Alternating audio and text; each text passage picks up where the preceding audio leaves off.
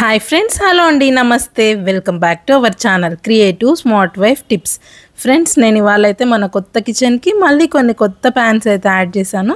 ఎన్ని ప్యాన్స్ తెచ్చినా కానీ ఇంకా ఏవో ఒకటి అవసరం అవుతూనే ఉన్నాయి. ఇది నాన్ స్టిక్గా వర్క్ చేస్తుందండి, కానీ దీనిపైన టెఫ్లాన్ కోటింగ్ ఉండదు. చూసినట్టయితే మనకి గ్రానైట్ ఫినిష్ వస్తుంది. అగారో బ్రాండ్ నుండి తీసుకున్నాను అమెజాన్లో. చాలా చాలా బాగున్నాయి.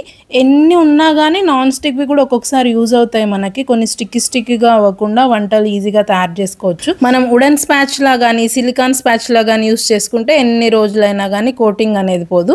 నేనైతే ఫస్ట్ వీటిని వాష్ చేసుకుంటున్నాను. కొత్తవి కదా, ఇప్పుడే ఓపెన్ చేశాను. మన ఛానల్ని ఎవరైనా కొత్తగా చూస్తున్నట్టయితే వెంటనే సబ్స్క్రైబ్ చేసుకోండి. ఇలాంటి వీడియోస్ మన ఛానల్లో ఎన్నో రాబోతున్నాయి. అలాగే కొత్తగా కన్స్ట్రక్ట్ చేసుకునే వాళ్ళైతే కిచెన్ టూర్, పూజా రూమ్ టూర్ అన్నీ కూడా అప్లోడ్ చేశాను. స్టెప్ బై స్టెప్ చాలా బాగా ఎక్స్ప్లెయిన్ చేశాను. అన్నీ కూడా కొత్తగా కట్టుకునే వారికి చాలా యూజ్ అవుతాయండి టిప్స్. పిల్లలైతే కొత్త పాత్రలు తెచ్చుకుంటావు కానీ మాకు వెరైటీ వంటలు ఏం చేయవా అన్నారు. సో నేను వాళ్ళ కోసం అనేసి ఇవాళ వైట్ సాస్ పాస్తా చేస్తున్నాను. అది డిజానో బ్రాండ్. ఇది కూడా అమెజాన్లో తీసుకున్నానండి. 1+1 వచ్చేసింది. సో నేనైతే వైట్ సాస్ పాస్తా కోసం ముందు పాస్తాని అయితే 80% బాయిల్ చేసుకోవాలి. ఫస్ట్ స్టవ్ ఆన్ చేసుకొని దానిలో వాటర్ పోసి కొంచెం సాల్ట్ వేసుకోవాలి. కొంచెం ఆయిల్ కూడా వేసుకున్నట్టయితే స్టిక్కీగా ఉండదు. సో అలా 80% అయితే ఈ పెన్నే పాస్తాని బాయిల్ చేసుకున్నాను. వైట్ సాస్ పాస్తాకి ఈ పాస్తా అయితేనే టేస్ట్ అనేది చాలా బాగుంటుంది. ఇంకా ఎల్బోస్, స్పైరల్స్ అవన్నీ ఉంటాయి కదా, మనకి దాన్ని టైప్ ఆఫ్ పాస్తాని బట్టి డిఫరెంట్ రెసిపీ అనేది తయారు చేసుకోవాలి. సో ఫస్ట్ ఇలా కొంచెం సాల్ట్ వేసి కొంచెం ఆయిల్ కూడా వేసాను అనమాట. ఒకదానికొకటి అంటుకోకుండా చాలా చక్కగా వస్తాయి. ఈ వైట్ సాస్ పాస్తా ఎవరు కనిపెట్టారో కానీ ఒక్కసారి తిన్నామంటే మళ్ళీ మళ్ళీ తినాలనిపిస్తుంది. సేమ్ రెస్టారెంట్ స్టైల్లో ఇంట్లోనే తయారు చేసుకోవచ్చు. సింపుల్ ఇంగ్రీడియంట్స్ అండి. మనకు ఆనియన్స్, ఇంకా క్యాప్సికము, గార్లిక్ మెయిన్ ఇంగ్రీడియంట్. చిన్నగా కట్ చేసి పెట్టుకోవాలి. సో ఇలా వాటర్ బాయిల్ అయిన తర్వాత మాత్రమే పాస్తా వేసుకోవాలి. ఫస్టే వేసుకున్నట్టయితే పాస్తా అంతా కూడా మెత్తగా వచ్చేస్తుంది.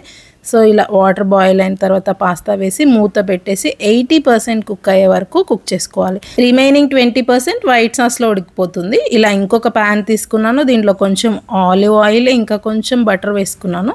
మెయిన్గా ఇక్కడ పాటించాల్సిన స్టెప్ ఏంటంటే ఈ గార్లిక్ అనేది కొంచెం బ్రౌన్ అవ్వాలి.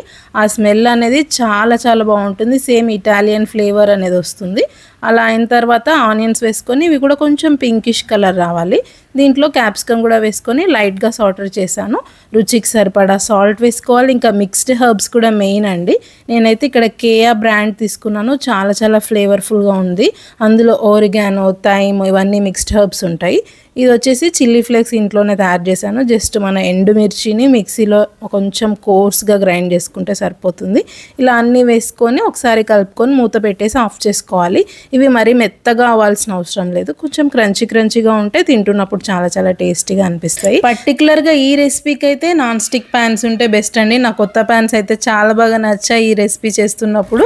ఫైనల్గా పాస్తా అయితే 80% కుక్ అయిపోయింది. ఇప్పుడు చీజ్ని గ్రేట్ చేసుకోవడం కోసం అనేసి నేను కొత్త మిక్సీలో గ్రేట్ చేస్తున్నాను. దీంట్లో ఫుడ్ ప్రాసెసర్లో గ్రేటింగ్ ఆప్షన్ ఉంది కాబట్టి జస్ట్ ½ సెకండ్, 1 మినిట్ కాదు, 1 సెకండ్ కాదు, ½ సెకండ్లో తురిమేస్తుంది. చూసారు కదా. నెక్స్ట్ ఇంకొక ప్యాన్లో కొంచెం బటర్ తీసుకున్నాను. వైట్ సాస్ పాస్తా అంటే పేరులోనే ఉంది కదా, బటర్, చీజ్, మిల్క్, మైదా ఇలా అన్ని తెల్లగా ఉన్నవి అయితే యూస్ చేస్తాము. టేస్ట్ అయితే చాలా చాలా బాగుంటుంది. సో ఈ బటర్ అనేది మెల్ట్ అవ్వకముందే కొంచెం మైదా వేసుకున్నాను.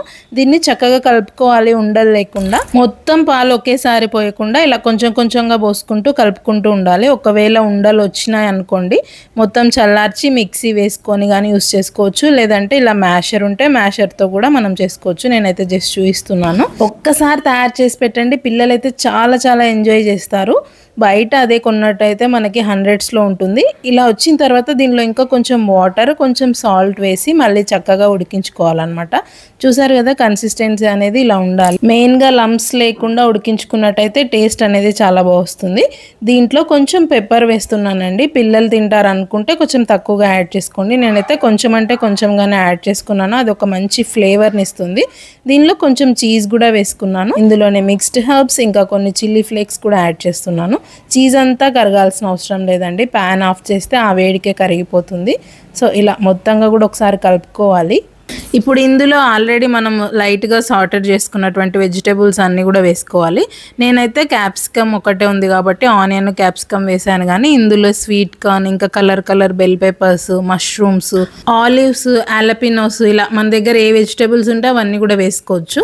నేనైతే అవి ఏమీ వేయకుండా కూడా టేస్ట్ అయితే చాలా చాలా బాగా వచ్చింది. ఇవన్నీ వెజిటేబుల్స్ వేసిన తర్వాత ఒకసారి చక్కగా కలుపుకొని టేస్ట్ చూసుకోండి. ఉప్పు ఏదైనా తక్కువ అయితే వేసుకోవచ్చు. కన్సిస్టెన్సీ కొంచెం థిక్గా అనిపించింది కాబట్టి ఆల్రెడీ పాస్తా బాయిల్ చేసినటువంటి వాటర్ ఉంటే అవైనా వేసుకోవచ్చు, లేదంటే నార్మల్ వాటర్ వేసి కొంచెం ఇలా లూజ్ కన్సిస్టెన్సీ వచ్చేలాగా అడ్జస్ట్ చేసుకోవాలి. సో మొత్తానికి వైట్ సాస్ అయితే రెడీ అయిపోయింది. చాలా చాలా టేస్టీగా ఉంది. దీంట్లో ఆల్రెడీ 80% బాయిల్ చేసుకున్నటువంటి పాస్తా కూడా వేసుకొని ఒకసారి చక్కగా కలుపుకోవాలి.